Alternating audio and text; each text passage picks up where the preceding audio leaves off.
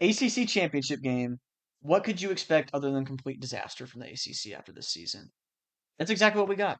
Duke wins 27-20, and I didn't think there was a route for them to win this. I really thought Virginia was going to handle business, but like we said in our review before this, when we were talking about this game, it's the ACC. There's just no telling what's going to It's happen. the dumbest outcome is going to happen, and that's why I picked Duke to win this game. I mean, we've been talking about Duke kind of in the background as noise for the past couple of weeks. Like, what happens if they actually do make it? Because we're like, the scenario is just them making it to the conference championship and knocking out a team like Miami or Georgia Tech, who probably would win and go to the playoffs. And we were like, oh, that's not going to happen after they lost to UConn and they dropped another conference game. Well, they still made it.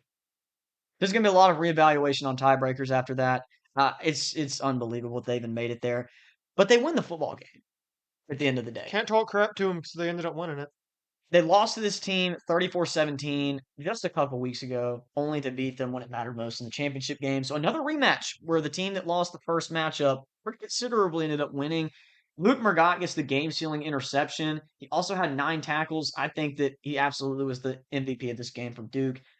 Love to see a player like that get a game-sealing pick in a huge game. I don't know that that gets them into the playoffs or anything crazy like that, but it caps off a solid season for a coach who got fired from Miami, winning an ACC championship game before Mario Cristobal and Miami actually get it done.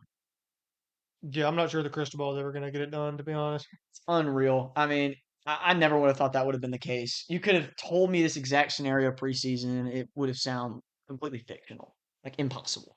But Only here the we are. ACC. Yep, only the ACC could get that done. A fourth and goal touchdown pass from Darian Mensah, followed by a roughing the passer, really tanked Virginia here, which ended up leading to the Luke Margot interception to seal the game.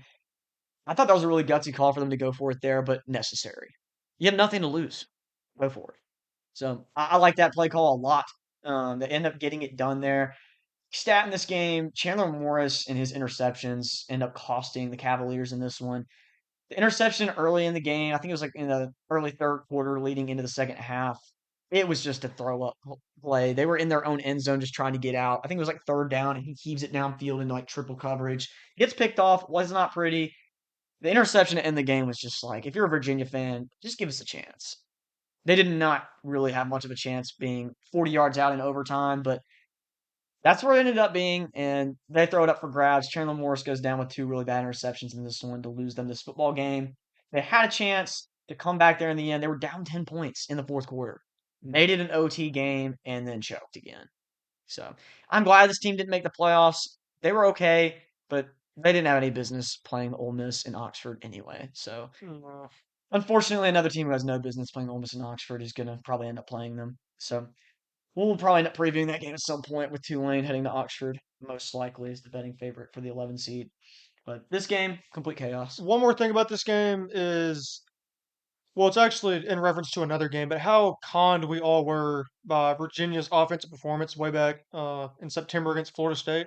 Yeah, We thought this Virginia offense was so good, and no, I ended up not at all. betting on Virginia in that game. I thought like after that, I was like, dang, they might be a sleeper to win the ACC.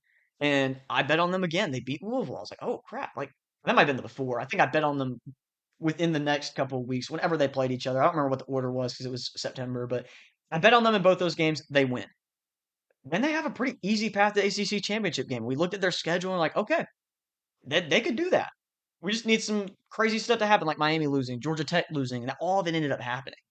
But they couldn't get it done when it mattered. So, unfortunately, Chandler Morris could not call his shot and win a championship in his first season with Virginia. He played great, but at the end of the day, those interceptions really killed him. So, I think that's been a defining characteristic of his career going back to TCU. It's just the turnovers.